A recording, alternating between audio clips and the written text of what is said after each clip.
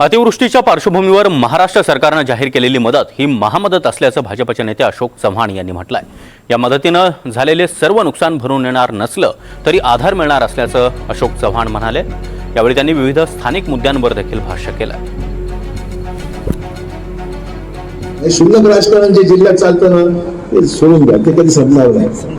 चांगलं चाललं तर वाईट म्हणायचं, जे वाईट चाललं त्याला चांगलं म्हणायचं, त्याचं खोटाचं खरं हेचा कार्यक्रम आहे। आणि निवडणुकीत होत येतो गोष्टी, निवडणूक आली जास्त आता तुम्ही ऐकलं मन घेऊन हे चालणार आहे कार्यक्रम। माझं मी कुठल्याही नेगेटिव्ह कामामध्ये माझा इंटरेस्ट नसतो। मी कधी सकारात्मक जे चाललंय, जे चांगलं चाललेलं आहे त्या सकारात्मक गोष्टीला प्रतिसाद आपण दिला पाहिजे। चांगलं तर चांगलं झालंच पाहिजे, तर कोणी का असेल।